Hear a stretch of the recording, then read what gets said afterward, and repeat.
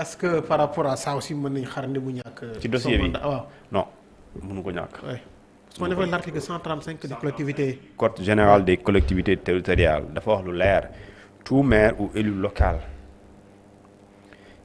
condamné définitivement pour crime est déchu de plein droit de son mandat de plein droit alors que crime on dit crime c'est pas un crime ici beneen bi code général des collectivités territoriales daf ne l'élu ou le maire condamné définitivement pour détournement de deniers publics, faux ou usage de faux en documents administratifs, wala écriture privée, publique plutôt, en écriture publique, wala corruption ou concussion, ce maire-là ou élu, dañ koy ñàkkaloo mandat de maire bi postam boobu.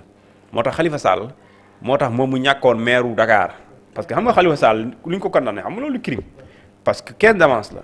Est-ce que détournement de fonds publics est-ce que crime la mais parce que yoon daf ne bu dee dañ la condamné pour luubal parce que la limite yoon moo ko waxuma ko yow da ngay ñàkk sa député sa mandat de bu dee jeexal nañ toutes les procédures toutes les voies de recours et ce fut le cas de Khalifa Sall moo tax Khalifa Sall il n'a pas perdu le poste de maire parce que il a été condamné pour crime mais il a été condamné pour détournement de deniers publics et cette infraction concerne li la war a ñàkkloo mandat de maire donc Barthélémy Diaz d'accord il est condamné dans l'affaire Ndiaga Diouf mais cette affaire en qualification pénale mu ngi tudd li ñu tuddee un délit et ce délit là à la limite il n'est pas tenu en compte par la dite loi des collectivités territoriales bi wax ne soo suñu la ko condamné da ngay génn donc ci dossier Ndiaga Diouf bi Barthélémy Diaz mënul ñàkk qualité de maire de la ville de Dakar bon beneen dossier xaw ma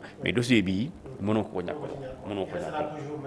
jusqu'en 2017 s'il y a pas un autre dossier bi intervenir mu concerner fait yi ma la wax ni crime wala détournement de deniers publics wala faux usage de faux wala corruption. ok kon Barthélémy sera borom Dakar jusqu'à l'extinction. borom Dakar politique la mais maire de Dakar jusqu'à l'extinction des salariés à Dakar mu ngi noonu mais Mansour Faye moom dafa jàpp ne li xew Sénégal actuellement c'est vraiment gravissime quoi peut-être comment quelqu'un boo xam ne il a battu campagne nekk tête de liste ak tous les efforts qu'il a consentis demeuru à l'Assemblée sax ñu koy jëlee ci poste député mu jàpp ne loolu scandale la bu mag a mag boo xam ne waruñu ko seetaan quand même. scandale oui. man benn affaire su ma ciy wax damay xool bu dee yàlla dañuy wax ci diine te diine l'islam la ñuy wax li may njëkk déglu mooy alxuraan lan la ci wax charia lan la ci wax ak nitu diine ban interprétation lañ ci am suñ ci paree duma laaj benn avis keneen tax naa si mais bu dee dañuy wax ci réew constitution la ñuy wax ak loi de la république maanaam ñi weerante fii di wax ne way coup dur démocratie bi dal nañ ko dóor nañ ko dañ ko poignardé waaye waxal ci kenn si ñoom bi la wax par exemple un seul argument juridique amul maanaam défier naa ñëpp ñi fi wax ñi wax ñi ñëpp maa leen défier tu as dama ne may naa la fii ba lundi suba bu ñëwee émission yi nga ne ma diw indi na contradiction de waaye article tel la wax amul kenn si ñoom je dis bien sans aucune exception kenn ku fi taxaw benn yoon mu ne danoo violer article tel kenn du ko wax ku ko wax rek suba nga wax ma ko 10 heures balaa ñu commencé suñu émission bi nga wax ma ko après ñu waxtaan si c'est-à-dire que Mansour Faye Abdou Mbow Alioune Tine keneen ak keneen képp ku ci wax doo indi benn article boo indi benn argument juridique da nga naan rek démocratie waaw démocratie mooy lan la démocratie quoi la démocratie c'est le respect des lois c'est l'état de droit c'est l'existence d'un état de droit l'état de droit c'est quoi c'est la légalité et l'égalité mooy yoon sax ci réew mi ba pare tollale nit ñi ci yoon loolu mooy état de droit mais aussi démocratie mooy loolu démocratie mooy réew boo xamante ni dañuy respecter li yoon wax réew boo xamante ni dañuy appliquer li yoon wax waaw li yoon wax kay mooy député bi nga xamante ni dañ ko condamné définitivement en matière pénale mënul nekk ci lu ñu tuddee mënul nekk ci assemblée bi ñu ne bu soobaa bu ministre de la justice bindee président de l'Assemblée nationale dafiy jógee léegi kay moom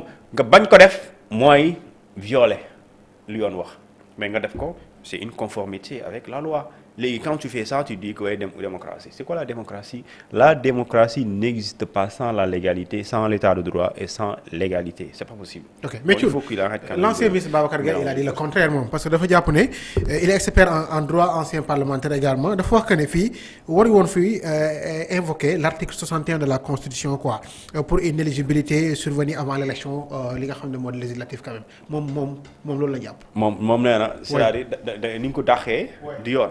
l'article 61 de la constitution justement nee waru woon ko évoquer actuellement. Pourquoi parce que ça parle un peu de l'inéligibilité et cetera et tout quoi. non c'est-à-dire l'article boobu waxul inéligibilité de.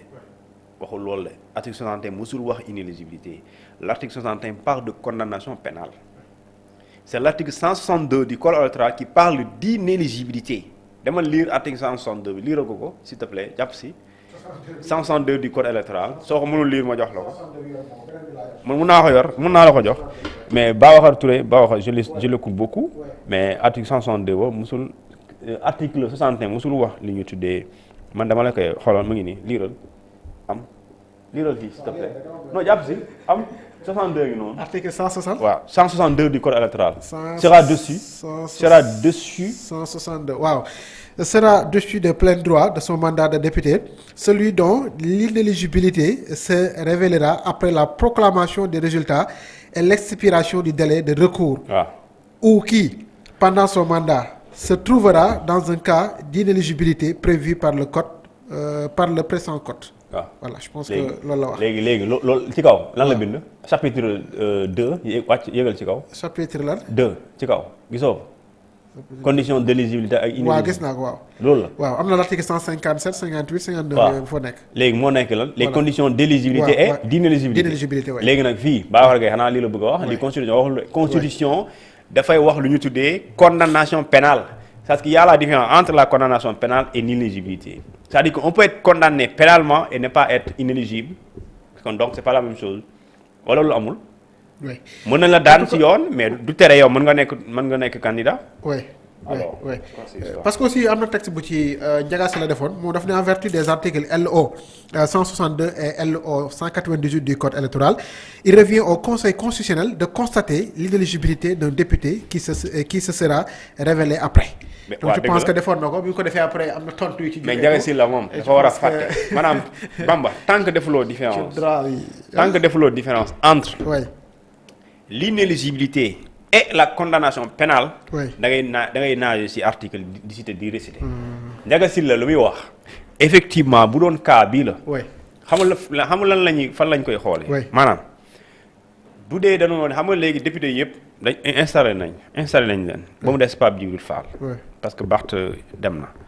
léegi ñu dem ba par exemple 10 jours dama joxe exemple après ñu gis ne parmi les 165 députés am na ci kenn koo xamante ni gis nañu ne moom maanaam bu ñu arrière woon dafay inéligible léegi ñu gis ne parce que dafa amoon benn kayit bu manqué woon wala dañ ko condamné définitivement.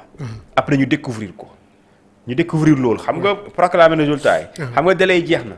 ñu ne même bu jeexee bu ñu ko découvrir mais découverte boobu constatation boobu. c'est le conseil constitutionnel moom moo koy def. moom mooy constater par exemple nga jox ko les documents qui prouvent que effectivement tel député à l'Assemblée nationale. dafa am lu ñu tuddee une inéligibilité avérée. dans ce cas. le conseil constitutionnel moom moo koy constater. kooku doo évoquer l'article lu ñu tuddee l'article 61. wala 51.